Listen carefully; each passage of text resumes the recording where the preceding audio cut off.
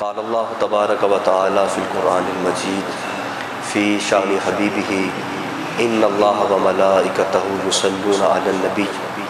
یا ایھا الذین آمنوا صلوا علیہ وسلموا تسلیما الصلاۃ والسلام علیک یا سیدی یا رسول اللہ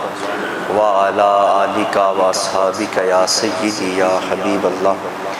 مولا صلی وسلم دائما ابدا علی حبیبک خیر الخلق کلہم هو الحبیب الذی ترجى شفاعته لكل حول من الاحوال مقتحم لی خمسۃ اطفی بها حر الوباء الحاتم المصطفى والمرتضى وابناہما والفاطمہ۔ اللہ جل وعلا کی حمد و ثنا کے بعد حضور جان کائنات فخر موجودات حضرت محمد مصطفیٰ صلی اللہ علیہ وآلہ وسلم کی بارگاہ میں نذرانہ عقیدت عرض کرنے کے بعد محترم سامعین ذی وقار السلام علیکم ورحمۃ اللہ وبرکاتہ۔ گزشتہ جمعۃ المبارک میں ہم نے حضور جان کائنات صلی اللہ علیہ وآلہ وسلم کے مکہ سے مدینہ ہجرت فرمانے کے بعد ہجرت کے پہلے سال یعنی پہلی ہجری میں جو عام واقعات رونما ہوئے ان پر گفتگو کی تھی۔ مثلاً عرض کیا تھا کہ اسی ہجرت سے ہجری کیلنڈر کا اجراء ہوا جسے باقاعدہ طور پر حضرت عمر فاروق رضی اللہ تعالیٰ عنہ کے دور خلافت میں نافذ کیا گیا۔ مسجد قباء کی تعمیر کی گئی، پھر مسجد نبوی تعمیر ہوئی، اصحاب صفہ کے لیے صفہ کے چبوترے کا اہتمام کیا گیا، حضور جان کائنات صلی اللہ علیہ وآلہ وسلم کی ازواج اور دیگر مہاجرین کے لیے حجرات تعمیر کیے گئے، اور حضور جان کائنات صلی اللہ علیہ وآلہ وسلم نے مہاجر اور انصار کے درمیان مواخات قائم کی۔ اسی مواخات کے ضمن میں ایک مزید کام حضور جان کائنات صلی اللہ علیہ وآلہ وسلم نے یہ فرمایا کہ مسلمانوں کا باہم تعاون اور ایک دوسرے کے خیر خواہی کے جذبے کے فروغ کے لیے معاہدہ مسلمانوں کا انصار اور مہاجرین کا آپس میں کروایا۔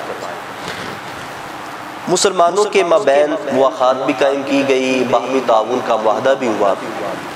مزید حضور جان کائنات صلی اللہ علیہ وآلہ وسلم کی قائدانہ بصیرت آپ نے مدینہ منورہ میں موجود یہود جو اس وقت تعداد میں بھی کافی تھے، ان کے 3 مشہور قبائل تھے، اس کے علاوہ بھی دیگر قبائل بھی تھے اور معاشی لحاظ سے بھی طاقت تھے، تو حضور جان کائنات صلی اللہ علیہ وآلہ وسلم نے ان یہود سے بھی ایک معاہدہ فرمایا، جس معاہدے میں مختلف امور طے پائے۔ مثلا یہ کہ مسلمانوں اور یہود دونوں کو اپنی اپنی مذہبی آزادی حاصل ہوگی، اپنے مذہب کے مطابق اپنے دین کے مطابق زندگی گزار سکتے ہیں۔ اسی طرح فروغ امن کے لیے حضور جان کائنات صلی اللہ علیہ وآلہ وسلم نے ایک معاہدہ یہ فرمایا کہ یہود اور مسلمان 2 فریق ہیں، کوئی تیسرا آ کے اگر ان سے کسی فریق سے بھی جنگ کرتا ہے تو دوسرا فریق اس کا ساتھ دے گا اور باہم متحد ہو کر تیسرے فریق کے خلاف لڑیں گے، اور اگر ایک فریق کسی سے صلح کرتا ہے تو اس صلح میں دوسرے فریق کو بھی شامل کرے گا۔ اگر یہود کسی سے صلح کرتے ہیں تو ایسا نہیں ہو سکتا کہ مسلمانوں کو ساتھ ملائے بغیر وہ خود جا کے صلح کر لیں، دونوں فریق مشترکہ طور پر صلح کا معاہدہ کریں گے۔ اور اس طرح دیگر بھی معاہدے ہوئے۔ ایک اہم معاہدہ یہ تھا کہ حضور جان کائنات صلی اللہ علیہ وآلہ وسلم کا جو یہود کے ساتھ معاہدہ ہوا، مضبوط ترین ایک شک یہ تھی